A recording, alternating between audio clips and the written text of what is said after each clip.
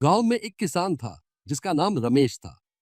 रमेश अपने खेतों में दिन रात मेहनत करता था, लेकिन फिर भी उसे अपनी फसल से बहुत अधिक मुनाफा नहीं होता था। उसके पास दो बेटे थे, राजू और श्याम। दोनों बेटों में एक बुनियादी अंतर था। राजू बहुत मेहनती था और श्याम आलसी। रमेश हमेशा सोचता था कि उसके बाद उसका खेत कौन संभालेगा। उसने निर्णय लिया कि वह दोनों बेटों की परीक्षा लेगा। उसने दोनों को बुलाया और कहा, मैं बूढ़ा हो रहा हूँ और अब तुम दोनों में से किसी एक को खेत की जिम्मेदारी सौंपना चाहता हूँ। इसलिए मैं तुम दोनों को 1 महीने का समय देता हूँ। इस दौरान तुम जो भी फसल उगाओगे वही तय करेगा कि खेत का मालिक कौन बनेगा। दोनों बेटे अपने अपने हिस्से की जमीन पर काम करने लगे। राजू ने सोचा, पिताजी ने हमें इतनी बड़ी जिम्मेदारी सौंपी है, मुझे पूरे मन से मेहनत करनी चाहिए। उसने अच्छे से बीज बोए, पानी दिया और जमीन की देखभाल की।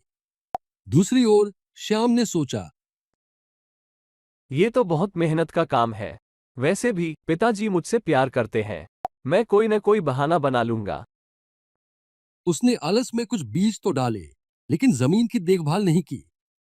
1 महीने के बाद रमेश ने दोनों से उनके काम के बारे में पूछा। राजू ने अपनी उपज दिखाई। उसके खेत में हरी भरी फसल लहरा रही थी। वहीं श्याम का खेत सूखा पड़ा था और उसमें सिर्फ कुछ बीज ही उगे थे। रमेश ने श्याम से पूछा, तुमने क्या किया अब बेटा? पिताजी, मैं बीमार हो गया था, इसलिए ठीक से खेत की देखभाल नहीं कर सका। तुम्हारे पास 1 महीना था, लेकिन तुमने बहाने बनाए और मेहनत नहीं की। जिंदगी में मेहनत और ईमानदारी के बिना कुछ भी हासिल नहीं होता। श्याम को अपनी गलती का एहसास हुआ। उसने कहा, पिताजी, मैं अब समझ गया हूं कि मेहनत का कोई विकल्प नहीं है।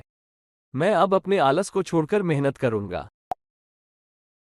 तुम्हारी मेहनत और ईमानदारी ने यह साबित कर दिया है कि तुम खेत के असली मालिक हो।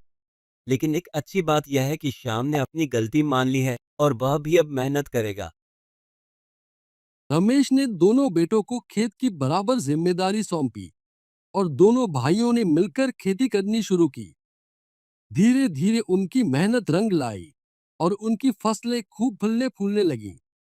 श्याम ने भी अब मेहनत करना सीख लिया था और वह राजू के साथ कंधे से कंधा मिलाकर काम करने लगा।